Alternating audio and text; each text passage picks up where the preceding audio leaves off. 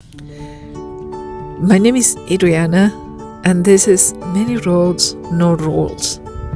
I don't plan ahead what road I will take next because I want those roads to find me so I find myself. Please join me on this new adventure.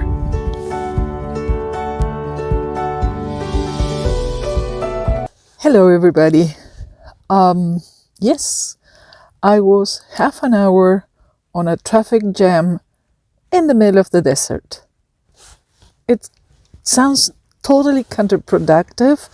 It's illogical. It's weird, and I was not prepared for that. So let me tell you what happens in Quartzsite during the RTR days, which is just 1 week in the middle of January. But it happens to coincide with many other events that happen.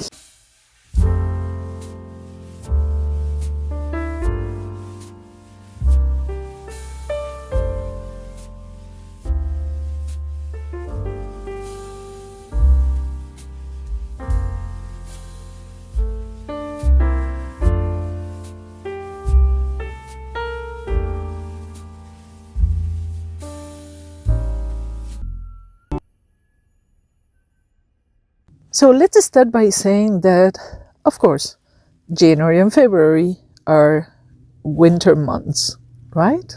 That we all know, at least in the Northern Hemisphere.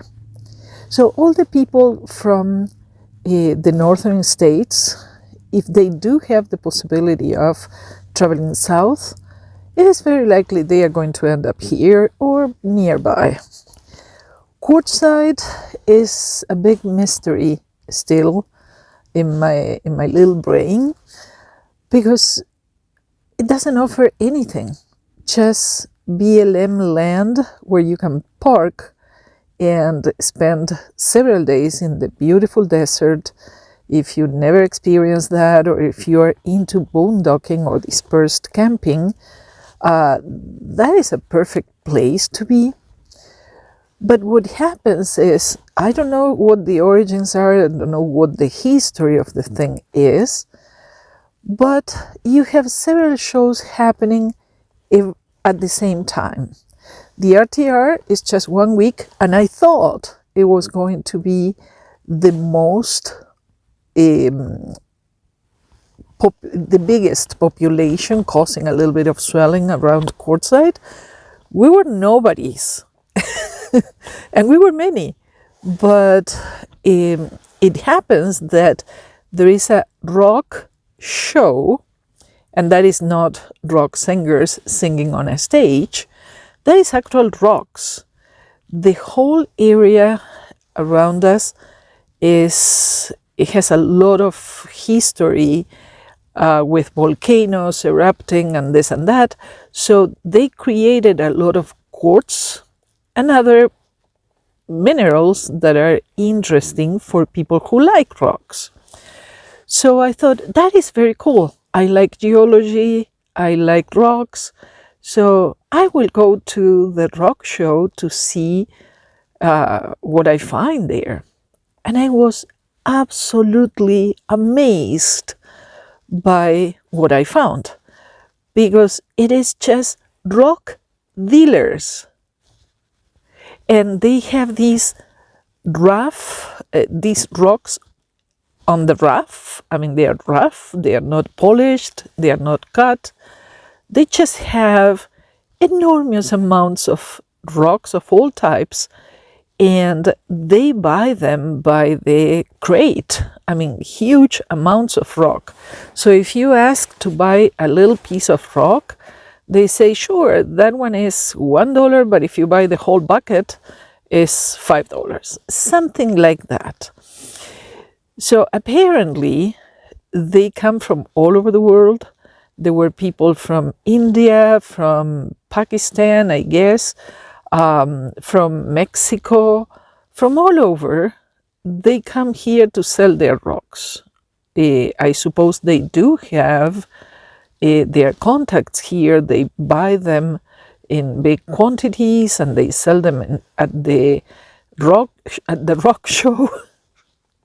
The thing is, I was talking with a couple of Mexican dealers, rock dealers, and they were telling me their story. One of them has been working in the rock industry for 15 years. Before him, his father was working at that, so it's something he grew up with. And he gave me the names of many different rocks he had there. Very interesting colors, very nice. To me, there was a blue rock. I don't remember the name he gave me. To me, it could have been any blue stone, anything. How they notice the differences, it's beyond me. But of course, after 15 years, I guess your eye gets trained, and that is interesting. So many buyers come here to choose the stones that are shipped to them, or they take themselves, and they cut them and they polish them and they make jewelry with them. So it is a whole industry that apparently starts here in Quartzsite.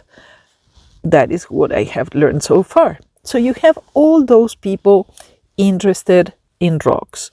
And around them, there are many tents with ice cream, pizza, hot dogs, t-shirts. So it's kind of a fair, and there is a lot of things to see. But then it happens that the big tent pops up.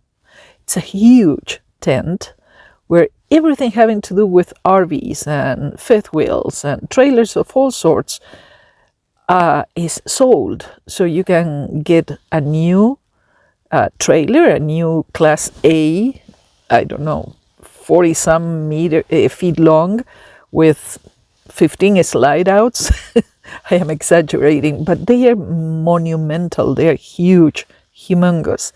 And they have these RVs of all kinds, and they sell things for those, all kinds of parts and many interesting things. But of course, I mean, it's a very small town, very little town. And with all the many thousands of people who come with these huge vehicles, the traffic gets a little crazy because it's just one main street that is probably, I don't know, 8 to 10 blocks long. And you have all these huge trailers driving around, plus the regular commercial trucks that deliver things, plus all of us. So I was actually on a half an hour traffic jam just because of that. And then you have, of course, people driving ATVs, which are, to me, it's so sad, because when they get in the desert, they actually destroy the desert. I'm going to add a couple of photos. They actually destroy the desert. They run over plants that never grow back, or if they do, it will take them, I don't know, years to grow back to what they were. The desert is a very delicate ecological system, and I tried to not even walk between the plants, not to break the crust. There is a crust that we cannot even see, something very subtle, but that little layer protects the land underneath, helping the ground retain humidity. So when they run with those ATVs or OTVs, and they are huge, and Jeeps and all kinds of off-road vehicles, they really destroy the desert. I don't know why they are allowed to do that. And of course, what happens when lots of people come to one place that is a very small town during the rest of the year, all prices go up. And even just water dispensers, which I was really upset with that, because Glacier, a brand that has dispensers all over, and you can buy a gallon of water for 25 cents. Here in Quartzsite, they sell the water at 30 cents. You may say, it's only 5 cents. It bothers me because of two reasons. On the one hand, it is very convenient to go and just put your quarter in there and get 1 gallon of water. If you have to pay 30 cents, now you have to have a quarter and a 5 cent. Or otherwise put a 10 cent and maybe they give you back your 5 cents. I don't know. To me, that is inconvenient. And morally, it bothers me. A huge company like that shouldn't be that petty. But that is my rant about that. Sorry, I don't want to upset you, but maybe if many people write to Glacier and say, hey, that is not okay, you know? But they are not the only ones, because groceries, I mean, there are a couple of stores in town and they are very small, but they pump up their prices. The laundromats, there are two, and they pump up their prices. One of them, their machines don't work very well.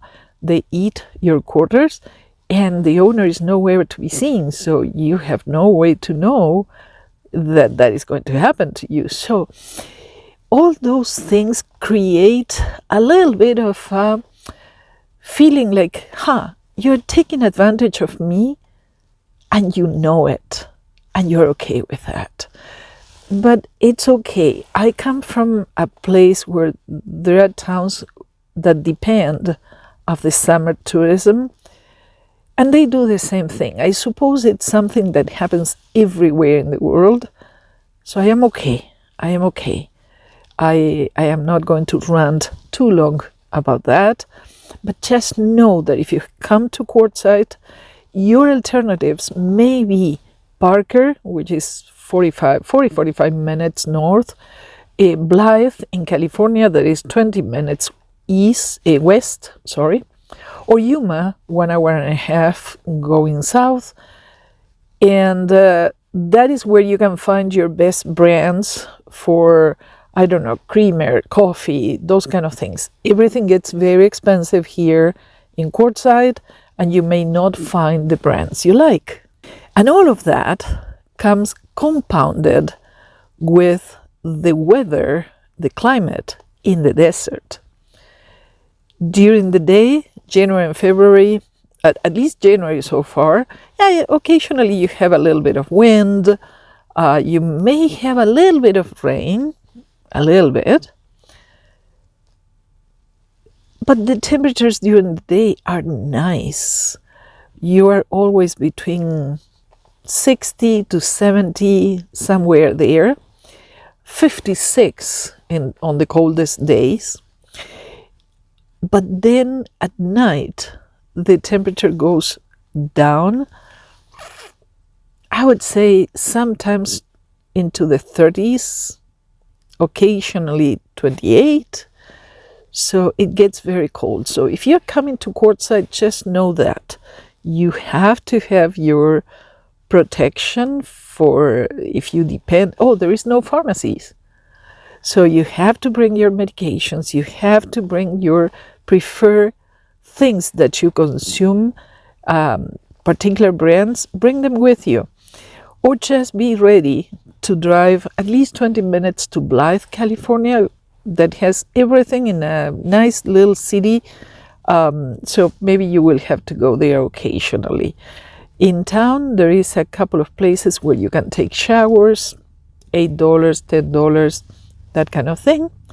So it's a very small town that survives with what they can make during these months of winter. Just know, if you come for the RTR, be prepared to go through those inconveniences, because it is a small town that is invaded by us. So next year, in January 2023, if you come to the RTR, now you know. Bring your warm blankets, bring some warm socks, and maybe a warm hat, and be prepared to pay a little more for many things or drive to places where you can get your favorite brands and pharmacies. If you like the video, please give me a thumbs up, subscribe, share the video with someone else that maybe is coming to Quartzsite, and you have a great day. See you soon. Take the time to dig deep underneath this red heat. We could really meet.